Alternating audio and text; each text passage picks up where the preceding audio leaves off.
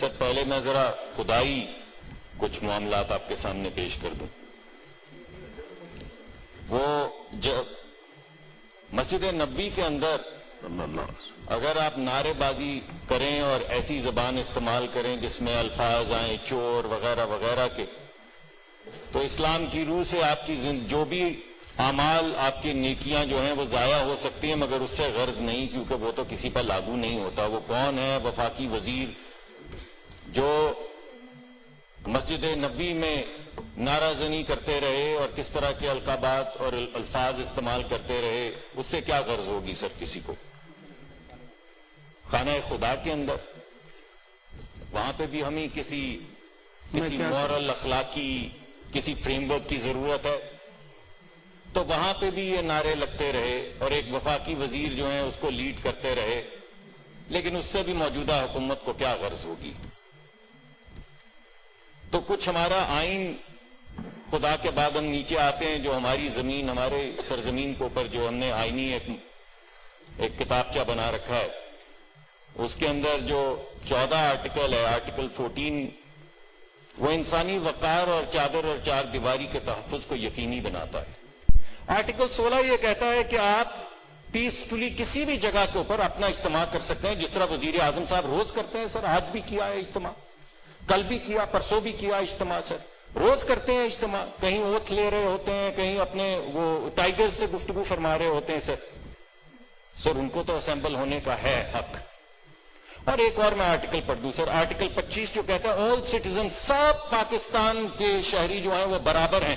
کچھ ذرا زیادہ برابر ہیں سر، کچھ ذرا میرے بائیں ہاتھ کو بیٹھے دو زیادہ برابر ہیں، کچھ ذرا کم برابر ہیں. یعنی کچھ کو تو حق ہے کہ وہ جلسے کریں، چاہے لیاقت باغ میں کریں، چاہے کسی اور جگہ پہ کریں، مگر سر کچھ کو اجتماع کرنے کی اجازت نہیں ہے سر. اور ویسے بھی سر اصل میں اب ووٹ کے بجائے کرونا ٹیسٹ کروانا چاہیے، کیونکہ کرونا جو ہے نا سر وہ صرف پی ایم ایل این اور پیپلز پارٹی اور دیگر چھوٹی جماعتوں کو لڑتا ہے.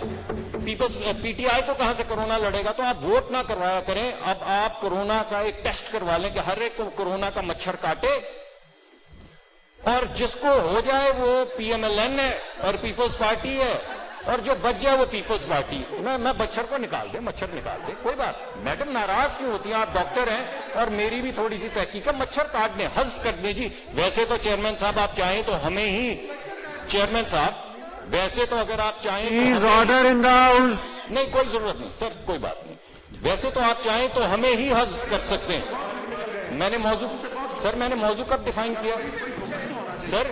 جی ولید صاحب تشریف رکھیں. کوئی بات آپ تشریف رکھیں. کیوں نہیں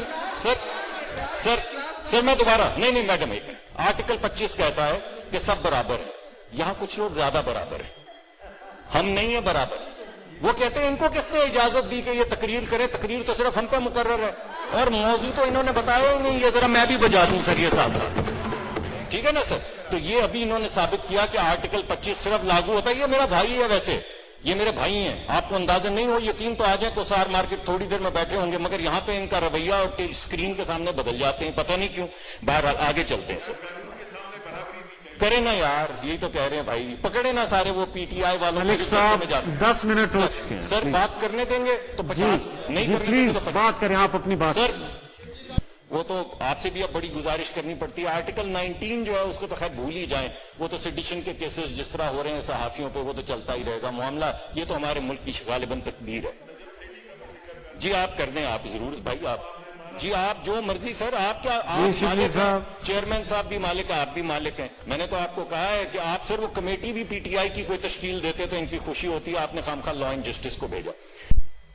صوبے اور وفاق کا تحفظ اس ہاؤس پر مقرر ہے.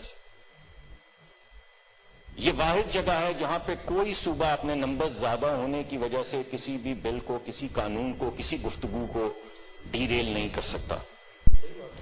اور وہ کون ہے؟ وزراء. اور وہ کون ہے؟ وفاقی وزراء اور صوبائی وزراء جو تھانوں کے اندر جا کے جن کی ویڈیوز آ گئی ہیں انفلوئنس کرتے رہے کہ آپ مقدمہ تقدس کا نہ کریں، آپ قتل کی دھمکی کا مقدمہ دائر کریں، تاکہ ہم صبح 6 بجے دروازے توڑ کے بیڈ روم میں داخل ہو کے گرفتاری ڈال کے ذرا ان کو تماشا دکھا سکیں کہ کتنا غیر اخلاقی اور کتنی غیر اخلاقی حرکت ہم کر سکتے ہیں. وہ کون لوگ تھے جی؟ کچھ سمجھ نہیں آتی جی. میں یہ سمجھتا ہوں کہ آئینی طور پہ ہم پہ یہ مقرر ہے، آئینی طور پہ ہم پہ یہ مقرر ہے کہ ہم حفاظت کریں اس آئین کی، اور ہمارا جو فیڈریشن ہے اس کو مضبوط کریں اور قائم کریں. اگر یہ کاگنیزنس نہیں لی اس سرکار نے تو تمام افسران کھڑے ہو جائیں گے، جیسا کہ آپ نے دیکھا.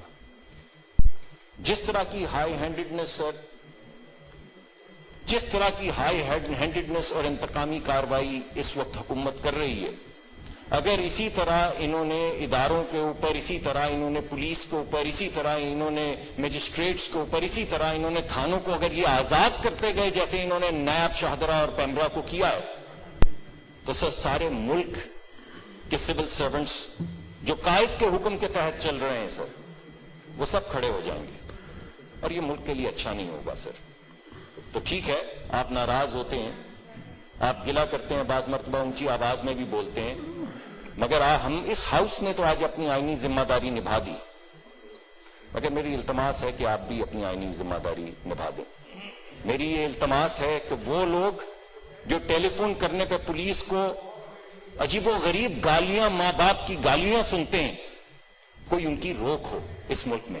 یہ بد اخلاقی کا جو ایک پورا بازار گرم کر دیا گیا ہے، آپ پہ یہ فرض ہے کہ بد اخلاقی کے اس بازار کو ختم کیا جائے.